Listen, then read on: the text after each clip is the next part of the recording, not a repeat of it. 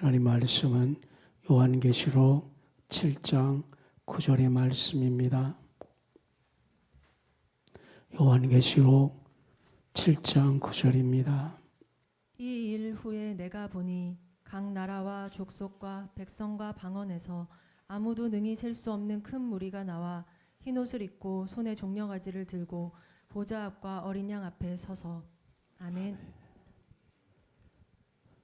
예배의 목숨을 거십시다. 하나님께 예배를 드리면 하나님의 영광을 받으시면 하나님의 이 땅을 치유하십니다. 이런 절대적인 진리에 단 1%도 양보하지 않을 것입니다. 어떤 사람은 말합니다. 지금은 기도할 때가 아니라고, 행동할 때라고, 지금은 예배당에서 예배할 때가 아니라고, 나와서 외쳐야 된다고. 저는 정반대로 지금이 하나님께 예배할 때입니다. 성경은 말했습니다. 하나님을 향하고 진심으로 하나님을 향하면 하나님께서 이 땅을 치유하리라 그랬습니다. 우리는 정반대로 나갈로 한 사람들 붙잡고 와서 하나님께 한번 예배 드려보십시오. 생명 바쳐서 한번 예배 드리십시오. 모든 것을 다 끊고 그냥 엎드려서 있어 보십시오. 하나님이 어떻게 하는 것을 당신은 목도자가 될 것입니다. 당신은 그것을 경험하게 될 것입니다. 그때서야 비로소 당신은 진짜 하나님을 아는 자입니다. 그래서 당신은 모든 결박을 품고 진정한 믿음의 삶을 살게 될 것입니다. 더 확신합니다. 더 확실히 부르짖습니다. 요한계시록을 요한의 각도에서 보고 싶습니다. 요한계시록을 요한의 각도뿐 아니라 그리스도의 각도에서 계시록을 보고 성결의 각도에서 요한계시록을 보면은 전부 달라집니다. 특별히 요한의 각도. 요한은 복음서에서 예수님의 말씀을 들었습니다. 내가 죄 사해 주니라. 내가 너와 함께 하겠다. 이 말씀을 가지고 주님을 만난 후에 몇십 년 동안 복음을 전했습니다. 주님의 말씀대로 다 되었습니다. 복음은 확장되어지고 교회는 성장되었습니다. 많은 양떼들은 하나님께 영광 돌렸습니다. 요한은 외쳤습니다. 주님의 복음대로 되는 것을 내가 목도했습니다. 주님의 복음대로 되는 것을 내가 참여했습니다. 그런 와중 속에 반모섬의 감옥 가운데 갇히게 되었습니다. 요한계시록은 감옥에 갇힌 요한에게 주님이 찾아온 겁니다. 그 감옥에서 잠시 노인이기 때문에 내가 뭐 할 수 있어? 감옥에서 내가 뭐 할 수 있어? 이렇게 낙심에 빠졌을 때에 계시록에 주님이 요한에게 찾아오는 겁니다. 요한은 그 계시를 통해 또 주님을 만나는 겁니다. 근데 오늘 이 앞주에 살펴본 것처럼 입 맞으십시오. 입 맞으십시오. 이걸 배웠습니다. 입 맞으십시오. 입 맞으십시오. 사람들이 또 계시록을 강의하는 목사들이 착각에 빠집니다. 말세에 입 맞아야 됩니다. 말세에 입 맞아야 됩니다. 제가 외치면 또 다 속습니다. 여러분 말세에 입 맞아야 됩니다. 종말에 입 맞아야 됩니다. 그러면 무슨 입 맞아야 될까요? 이렇게 됩니다. 그러니까 계시록을 못 보는 거예요. 여기서 요한이 갑자기 입 맞아야 됩니다. 왜 외친지 아십니까? 반모섬에 갇히면서 여기서 이는 황제의 도장에 찍힌 문서입니다. 그 반모섬에서는 황제의 도장의 권력을 실질적으로 요한이 보았습니다. 황제의 도장만 있으면 감옥에서 풀려나가기도 하고 황제의 도장이 실질적이에요. 확실히 오는 거예요. 그러니까 입 맞으십시오. 황제의 도장. 그럼 너무나 사실이에요. 너무나 완벽해요. 이제 이해하셨죠? 요한은 여기서 복음입니다 말하지 않고 입 맞으십시오 말할 때 너무 확신한 거예요. 감옥에서 빠져나갈 수 있는 실질적인 것이 황제인이에요. 그래서 요한은 여기서 입 맞으십시오 이 말을 진짜로 표현하면 그리스도의 복음은 진짜입니다. 그리스도의 복음은 감옥에서 나와서 빠져나와 있는 황제인처럼 이건 너무 사실입니다. 그러면 제가 여러분에게 말을 하겠습니다. 입 맞으십시오. 다른 인이 아닙니다. 그리스도. 그러니까 그리스도는 그냥 뭐 찬송 부르고 그냥 뭐 교회에 있고 이거 아니라 황제의 도장의 권위처럼 확실하다는 거예요. 말세가 되면 그리스도 복음은 입 맞은 것처럼 이 말세에 우리를 재난에서 피하게 하는 것입니다. 우리가 7장의 사부 보면은 6째 봉이 떼진 후에 천사들이 내 모퉁이를 꽉 잡고 있을 때 재난이 시작됐다는 거. 어마어마한 재난들. 그 재난을 피할 수 있는 것이 뭐예요? 입 맞은 겁니다. 그러니까 뭐예요? 요한의 보호전으로 따지면 재난이 와요. 그 재난을 피할 수 있는 방법은 다른 방법이 아닙니다. 광장에서 외친다고 되는 거 아닙니다. 사람의 힘을 모아서 되는 것 아닙니다. 입 맞으십시오.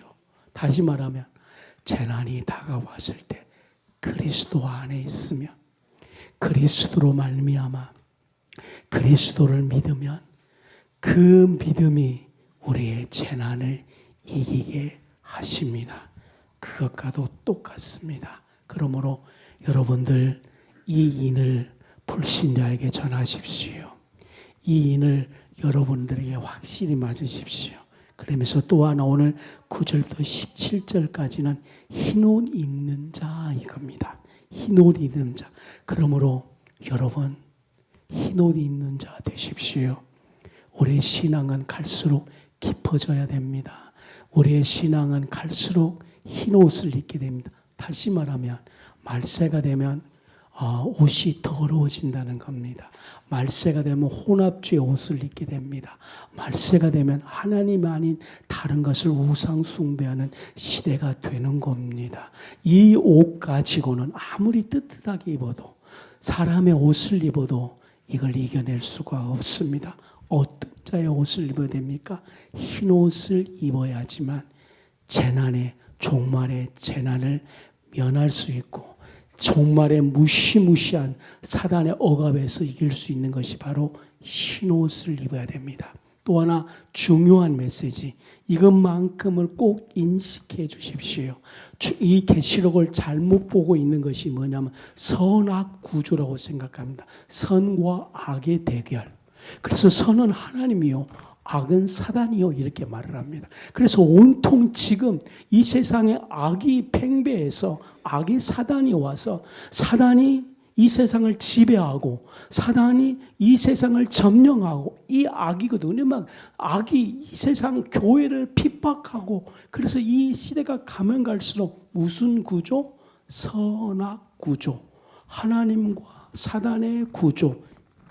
이것이 이단입니다. 요한도 그렇게 생각했다는 거예요.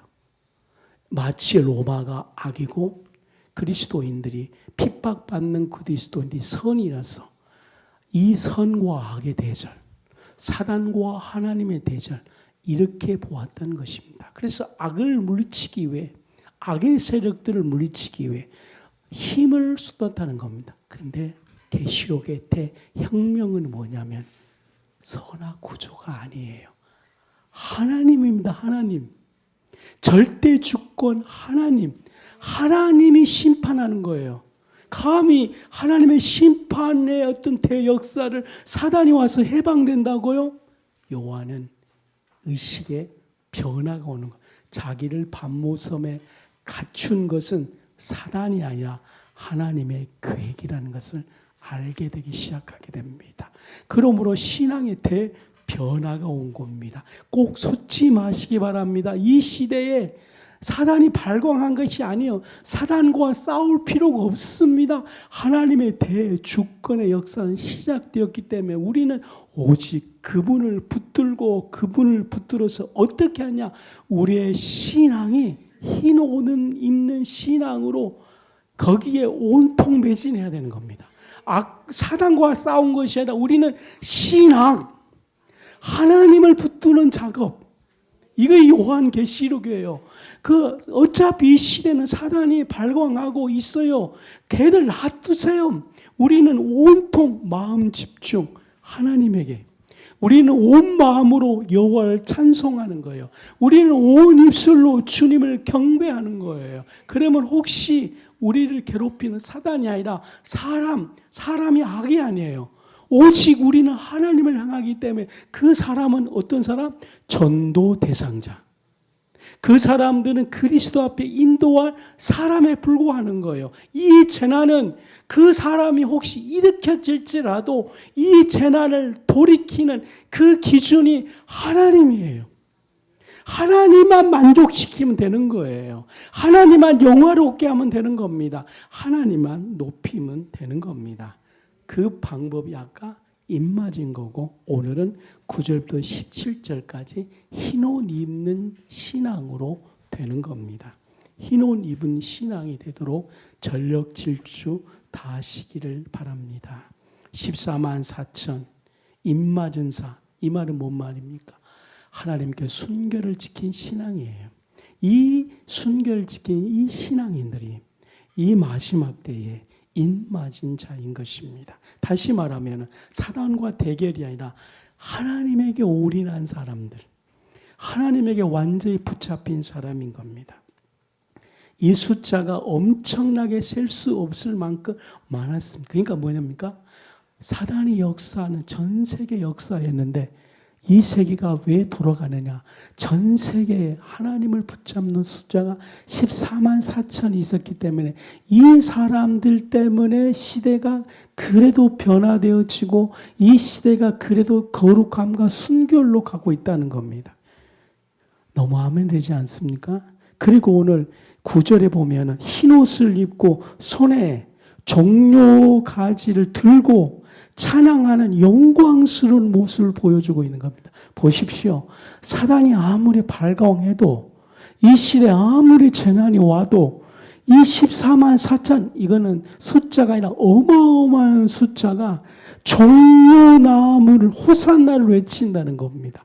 여기에 주목하시길 바랍니다. 이것이 요한을 봤던 거예요. 그러니까 요한이 보고 요한의 가슴 속에 무엇이 확 하느냐? 믿음이 확 온 것입니다. 아, 그리스도가 가르쳐 주시는 그 믿음대로 살아야 되겠구나, 이렇게 하는 것입니다. 그뿐 아니라 우리가 꼭 종려나무에 가지를 들고 있는 흰옷 입는 그 믿음의 사람들이 꼭 되십시다. 도전하십시다. 헤아릴 수 없는 이 흰옷을 입는 큰 무리들이 어린 양 앞에 서서 찬양합니다. 그것이 바로 10절이에요. 10절을 봉독해 주시기 바랍니다. 큰 소리로 외쳐 이르되 구원하심이 보좌에 앉으신 우리 하나님과 어린 양에게 있도다 하니. 아멘입니다.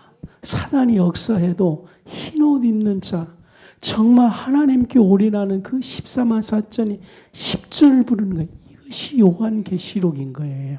그 숫자가 뭐냐? 요한이 밤모섬에 붙잡혔을 때에 요한이 가르쳤던 어린 양들입니다. 그 양들은 지금 고난을 겪고 있지만 그 고난 가운데 신앙에 하나님께 올인하신 그 사람들이 하나님께 찬양과 찬양을 돌리는 겁니다. 오늘 우리는 이 도전과 이 비전을 꼭 보아야 됩니다. 구원하심이 보좌에 앉으신 하나님과 예수님께 있기 때문에 찬양하는 것입니다. 우리 신앙은 바로 여기에 있는 것입니다. 구원하심이 보좌에 앉으신 우리 하나님과 어린 양께 있도다. 이것이 신앙이에요. 요한이 받던 신앙 고백이에요. 우리가 사도신경을 고백한 것처럼 밤모섬에서 요한은 구원하심이, 거룩하심이, 구원의 역사하심이, 하나님의 대역사하심이 어디에 있다고요? 보좌에 앉으신 우리 하나님과 어린 양께 있도다. 이 신앙이 있다면 흔들릴 필요가 뭐가 있습니까? 이 믿음이 있다면 인간에게 의지할 필요가 뭐가 있습니까? 이 신앙과 이 믿음이 있다면 더욱더 주님에게 우리의 마음을 들을 수 있는 자 되어야 되는 것입니다. 그리고 요한은 이제 이 신앙이 밤모섬에서 생활화되기 시작하는 겁니다. 신앙이 생활화되기 시작하게 됩니다. 이번에는 11절과 12절에 천사들이 하나님을 찬양합니다. 11전에 모든 천사와 장로, 모든 천사입니다. 이번 모든 천사들, 할렐루야. 모든 천사들. 저는 요한이 이 반모섬에서 모든 천사를 보는 것처럼 모든 천사들이에요. 어떤 분은 숫자가 억이요, 어떤 사람 만만이요, 이렇게 셀 수 없는 이 천사들이 내려와 그 보좌와 장로들과 내 생물이거든요. 이 생물이라는 것은 하나님이 지으신 모든 그 천하 자연계에 있는 대표자를 말하는 것입니다. 그 대표자들이 와서 뭐 하냐면은 엎드려 얼굴을 대고 하나님께 경배하여 그렇습니다. 드디어 이제 하나님의 뜻이 이루어지는 거예요. 하나님께 경배하며 12절 봉독해 주십시오. 이르되 아멘. 찬송과 영광과 지혜와 감사와 존귀와 권능과 힘이 우리 하나님께 세세토록 있을지어다. 아멘. 우리 하나님께 있도다. 뭐가 있습니까? 첫 번째 찬송이요. 그 다음에 두 번째는 영광, 세 번째는 지혜, 네 번째는 감사, 그 다음에 존귀, 그 다음에 능력, 힘. 이것이 우리 하나님께 있다는 겁니다. 그러면요, 이 몇 가지가 우리에게 반드시 와야 됩니다. 우리에게 찬송의 영이 와야 되고요, 영광의 영이 와야 되고요, 지혜의 영이 와야 되고요, 감사의 영이 와야 되고요, 존귀의 영이 와야 되고, 능력의 영이 와야 되고, 힘의 영이 우리에게 와야 됩니다. 그리고 요한은 뭐라고 외치냐면 이것이 하나님께 세세토록 있을지어다, 이렇게 찬미하는 것입니다. 이렇게 엎드려서 얼굴을 대고 하나님께 경배하는 것입니다. 엎드려서 얼굴을 대고 하나님께 경배하는 것입니다. 그러면 13절과 14절 흰옷을 입는 자 누구입니까? 바로 환난 속에서, 이게 중요합니다. 13절과 14절에 환난 속에서 믿음을 지키고, 환난 속에 믿음을 지킨 자입니다. 환난 속에 믿음을 지키는 자, 환난 속에 믿음을 지키는 자. 그리고 중요한 겁니다. 예수의 피로 죄로 인해 더러워진 그 옷을 희게 하는 자. 첫 번째는 환난 속에 믿음을 지키는 자. 두 번째 메시지는 예수님의 피로 죄에 더러워진 그 옷을 희게 하는 자. 꼭 이것을 늘 기도하시길 바랍니다. 세 번째로는 세상을 이긴 자입니다. 요한복음 16장 33절. 그 다음에 마귀를 이기는 자입니다. 여러분, 마귀를 어떻게 이긴 자 아십니까? 순결한 신앙이 마귀를 이기는 겁니다. 마귀를 대적하시면 마귀를 이길 수 있습니다. 마귀를 어떻게 이길 수 있습니까? 순결한 신앙을 지키면 마귀를 이기는 겁니다. 그 다음에 세상을 이기는 자입니다. 이 사람이 흰옷을 입는 자예요. 그러므로 요한은 이 믿음을 마음속 깊은 곳에 간직하고 이제 반모섬에서 요한의 신앙의 목표를 세웠습니다. 그것은 바로 자기 자신이 흰옷을 입을수록 환난 가운데 믿음을 지키는 자다 그랬습니다. 환난 가운데 믿음을 지키는 자. 그러므로 다른 것에 집중할 필요가 없어요. 환난 가운데 믿음을 지킨. 그러니까 결국은 하나님과 나의 관계예요. 다른 건 아니다니까. 환난 가운데 믿음을 지키는 자. 자꾸 우리는 세상으로 막 집중하게 하거든요. 이 세상에 집중한 걸 끊고, 요한도 자꾸 그 반모섬에서 뭐 황제에게 집중하려는 그 정세. 왜냐하면 황제만 죽으면 될 걸로 생각하는데 전혀 그게 아니다는 거예요. 믿음을 지키는 겁니다. 그래서 그 환난 가운데 믿음 지키려고 요한의 자세가 틀려지고 요한의 행동이 틀려지기 시작하게 됩니다. 환난 가운데 믿음을 지키고 그 다음에 아침에 일어나서 예수님의 피로 자기의 더러운 옷을 깨끗이 씻는 그 믿음의 기도를 날마다 하는 것입니다. 아까 말한 것처럼 마귀를 이기기 위해서, 마귀는 어떻게 이긴다고요? 순결한 신앙이 마귀를 이기는 겁니다. 요한일서 2장 13절에 아비들아 내가 너에게 쓴 것은 너희가 태초부터 누구를? 하나님을 알미라 그랬습니다.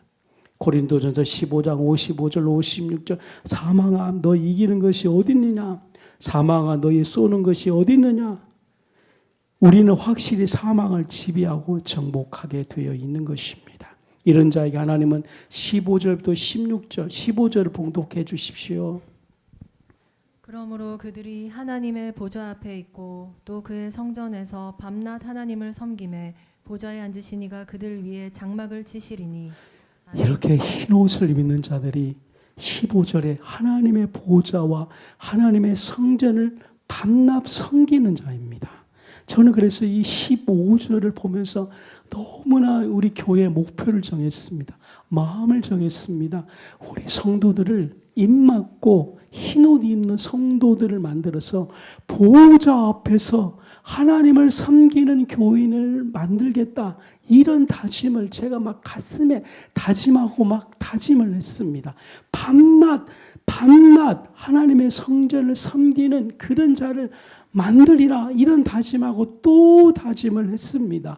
여러분도 흰옷 입어 하나님의 보좌에서 하나님을 섬기는 밤낮 섬기는 자, 하나님의 보좌와 하나님의 성전에서 밤낮 하나님을 섬기는 그런 흰옷 입는 성도들을 만들겠다는 다짐을 하면은 여러분 지금 도도히 흐르고 있는 그 외식적인 신앙 하지 말고 이 일사거의 신앙의 믿음의 길을 같이 걸어가십시다. 이 믿음에 같이 도전하십시다. 여기에 목표를 세우고 다른 것에 마음 두지 않으려고 오늘 막 열심히 하나님을 경외하고 이것 붙잡으려고 마음에 애쓰는 성도가 되십시다. 그러니까 요한도 이제 반모섬에서 이 목표를 세웠다는 거예요. 이 믿음의 길을 세웠다는 것입니다. 이 도전을 세웠다는 것입니다. 그래서 하나님께서는 16절부터 17절까지 이런 이 흰옷 입은 성도에게 이런 축복을 주셨습니다. 16절, 17절 봉독해 주시기 바랍니다. 그들이 다시는 줄이지도 아니하며 목마르지도 아니하고 해나 아무 뜨거운 기운에 상하지도 아니하리니 이는 보좌 가운데 계신 어린 양이 그들의 목자가 되사 생명수 샘으로 인도하시고 하나님께서 그들의 눈에서 모든 눈물을 씻어 주실 것임이라. 아멘. 흰옷 입은 자에게 생명수 샘 거기로 인도하시는 것입니다. 성삼일체 하나님께서 그 영혼의 그 깊은 곳에 있는 생명수 샘, 저는 이 생명수 샘에서 자연계를 만들었고 그래서 여러분도 아시다시피 창세기에 바다가 흘러넘치고 이 모든 것들은 하나님의 생명수 샘에서 영계에 시작해서 자연계로 오는 것이 창세기 그냥 처음부터 막 바다를 하는 것이 아니에요. 이 생명수샘. 그래서 여러분 여자들이 임신할 때도 아기 속에 그 물이 많고 모든 건 이 물이거든요. 노아 방주에도 다 물이거든요. 그런데 이 물들이 저주를 받아서 근원이 말라지고 진짜 생명수를 마시지 못하고 있는 시대이기 때문에 그 기근이 오는 겁니다. 그런데 흰옷 입은 성도에게 이 생명수 샘으로 인도하신다 그랬습니다. 이걸로 눈에서 모든 눈물을 씻어주리라 했습니다. 사모합니다. 간절히 사모합니다. 성도 여러분, 오늘 요한계시록 이 9장 17절 살펴보면서 몇 가지를 정리하시기 바랍니다. 흰옷 입는 신앙이 되도록 도전하십시다. 환난 가운데 꼭 믿음을 지키십시다. 죄로 더러워진 곳에 예수의 피로 깨끗이 하십시다. 세상을 이기는 자가 되십시다. 세상을 이기는 자가 뭡니까? 말씀을 받는 자입니다. 사망을 이기는 자가 누구입니까? 죽이는 그 죽음의 세력에 굴복하지 않는 것입니다. 마귀를 이기는 자가 누구입니까? 순결한 신앙입니다. 이런 자에게 하나님을 24시간 섬기는 자가 되게 해 주실 것입니다. 두 번째 메시지는 마태복음에 나와 있는 말씀을 보겠습니다. 마가복음 4장 11절을 봉독해 주십시오. 마가복음 4장 11절.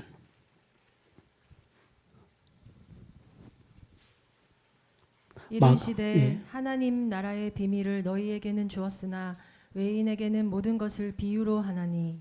아멘. 두 번째는 믿음은 예수님이시다. 이 내용입니다. 저는 우리 교인들을 복음서로 인도하고 싶어요. 정말 그래서 여러분들이 꼭 외쳐주십시오. 복음서에서 로고스 하나님 말씀을 직접 듣습니다. 하나님 음성 듣기를 원합니다. 그런데 그것이 바로 복음서예요. 하나님 음성 듣기 위해서 막 마음을 막 내려간다든지 뭐 그런 거 하잖아요. 하나님 음성 듣기 위해서 조용한 시간을 갖는다든지 막 그러지 않습니까? 그런데 진짜 하나님의 말씀은 그리스도가 오셔서 주신 복음서의 말씀입니다. 그래서 이 복음서를 가장 기도 많이 할 때 무릎을 딱 꿇고 아주 경건하게 말씀을 드려야 합니다. 미국 목사님이 이렇게 설명하시더라고요. 자기는 아침에 일어나서 가장 경건한 시간에 무릎을 딱 꿇고 외친답니다. 주님, 내가 주님을 직접 뵙니다. 내가 주님의 말씀을 지금 직접 듣습니다. 내가 주님의 말씀을 지금 직접 내 귀로 듣습니다. 주님의 말씀만이 변화시키는 영입니다.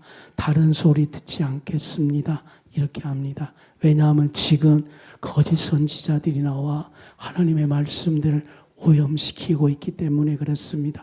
갈수록 심해질 겁니다. 그럴수록 기도 많이 하십시오. 성령 충만하십시오.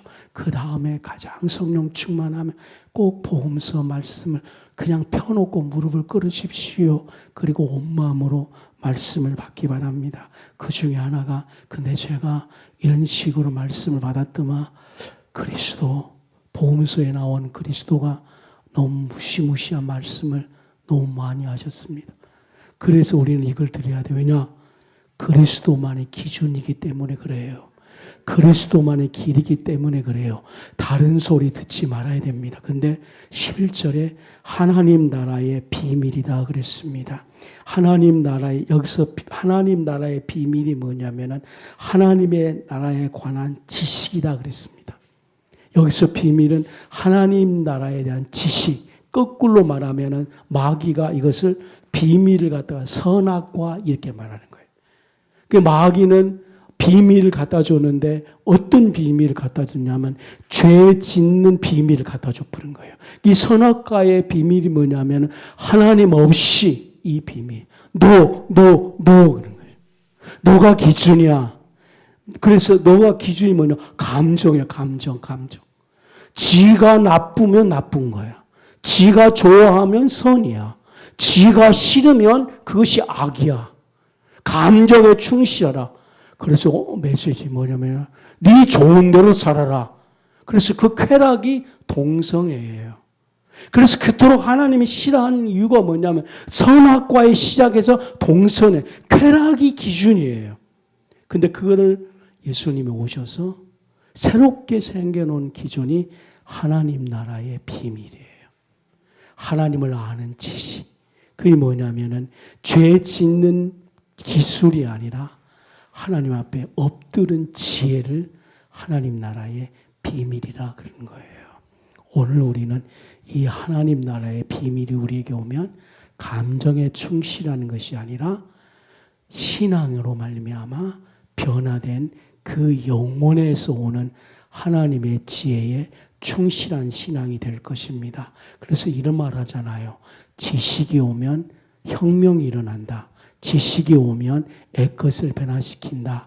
지식이 오면 헛가운데 빠지니 아니고 참되게 온다. 이렇게 말을 했는데 예수님이 오셔서 이 하나님의 나라의 비밀을 우리의 마음에 부어주게 될 것입니다. 그러니까 예수님께 딱 엎드려서 하나님, 제가 지금까지 선악과 죄를 짓는 이 기술 정말 교모하거든요. 그냥 도둑질한다 이 정도가 아니라 탐닉부터 시작해서 정말 하나님 없이 만들어 모든 것이거든요. 이게 보암직하게 생각했는데 이거를 물리칠 수 있는 유일한 힘이 하나님의 말씀을 듣는 겁니다. 하나님께 순종한 것입니다. 가장 성령 충만할 때 복음서 앞에 무릎을 꿇으십시오. 하나님의 나라의 비밀을 우리 영혼 속에 선명하게 보여줄 것입니다. 그때 바울은 이렇게 기도하죠. 내 마음이 밝아져서 내 정신에게 하나님의 지혜를 주시고 내 마음에 하나님의 터를 확장시켜 주십시오. 이렇게 어렵게 기도했는데 간단하게 말하면 예수님 내 안에 오시옵소서. 아멘. 바울 사도님 간단하게 말해주세요. 공부할 것도 많은데 주님 내 안에 오시옵소서. 더 쉬운 거 예수님은 나의 주인이십니다. 나는 오직 주님만 섬기겠습니다. 그런데 주님은 무슨 말했어요?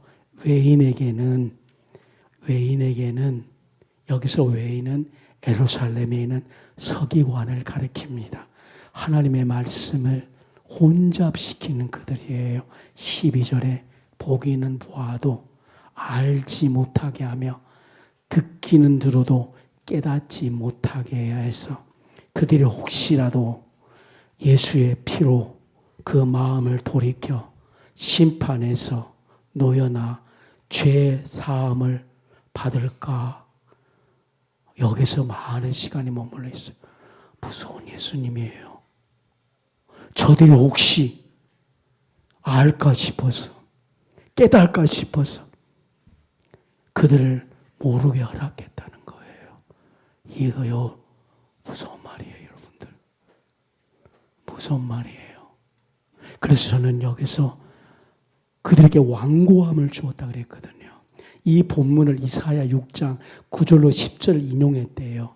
이스라엘 백성이 하나님을 모욕하자 그들의 완고함 때문에 하나님을 알지 못하였다 이렇게 말을 했거든요. 근데 예수님이 오셔서 그 사두개인 바리새인들 외식한 자들 그들이 완고함을 내버려 두사 바로 로마서 1장에 그들이 하나님 두기 싫어함에 하나님이 그들을 내버려 두사 이렇게 이야기를 했거든요. 그래서 저는 여기서 그러니까 우리 주님 앞에 벌벌 떨어야 됩니다. 쉬운 주님이 아니에요. 정말 쉬운 주님이 아니에요. 세상의 권력자의 눈치 볼 것이 아니라 하나님의 눈치를 봐야 돼요. 하나님의 눈치를 봐야 돼요. 왜냐하면 절대적인 기준이 예수님이기 때문에 그래요. 그래서 저는 해석하지 않고요. 뭐라고 외쳤냐면요. 은혜입니다. 나는 보기를 보게 해주시고 예수님을 믿었기 때문이에요. 그래서 나는 은혜입니다. 은혜입니다. 그래서 성도 여러분, 여러분에게는 은혜입니다. 두니만 너에게는 은혜야. 주님이 볼 수 있는 건 은혜야. 지난날 왕고에서 십자가가 안 보여. 근데 그는 이방인이 아니라 하나님의 백성 바리새인들이야. 하나님 없어 이렇게 외친다고 그들이 다가 아니야. 그들의 완고함을 내려버려서 깨닫지 못하게 했는데 예수님을 만나게 하시고 예수님을 알게 하는 것은 하나님의 은혜입니다. 그러면 여기서 또 다른 고백했어요. 이 주님이 기준입니다. 그래서 오직 이 신앙을 고백했습니다. 다른 방법 없기에 오늘 엎드려 매달립니다. 초점을 주님에게 맞추겠습니다. 방향을 그분에게만 맞춰서 눈에 절대적으로 다른 쪽에 마음을 돌리지 않겠습니다. 더 중요한 것 예수님이 절대적인 신앙이다. 아멘 해주시기 바랍니다. 예수님이 절대적인 신앙이다. 예수님이 절대적인 신앙이다. 목사님이 지금 마음에 다른 곳에 마음이 들어오지 않게 해야 돼요. 만약에 주님이 완고함을 내버려 두시면 주님이 말해요. 내두어서 혹시 저 사람이 죄 사함을 받을까 싶어 놀라운 주님의 그러니까 지금 다른 곳에 마음을 쏟을 때가 아닙니다. 그분에게 지금 마음을 쏟아야 할 때입니다. 그러므로 이 말씀은 이루어집니다. 혹시 완고한 신앙인의 목사님 만나 그들의 죄성을 본 분들 계십니까? 한국교회 완고한 목사님 때문에 죄가 많이 쌓여서 목사님이 저렇지 그래서 시험 들지 않습니까? 주님은 말합니다. 시험 들지 말라. 그 완고함의 죄성 때문에 시험 들지 말아야 됩니다. 그러므로 우리의 모든 언행심사가 하나님의 중심이 되도록 적극적으로 순종하십시오. 새로운 소망이 생기게 달라고 하나님을 믿고 한 차원 높은 신앙을 가지십시오. 그러면 뭐가 생기냐면 오늘 중요한 영적인 각오가 생깁니다. 영적인 각오가 다른 마음을 들 때에 영적인 각오가 다른 마음을 빼서 부을 수 있는 능력이 임하게 될 겁니다. 오늘 새롭게 하시는 하나님의 음성에 감사하십시오. 감정의 변화에 너무 민감하지 마십시오. 감정을 믿음으로 정복하십시오. 무엇보다 육의 사고를 영의 사고로 전환시킬 수 있도록 오늘 성령에 충만하시기 바랍니다. 마지막으로 영혼의 마음이 들수록 이 완고한 마음의 반대는 영혼의 마음입니다.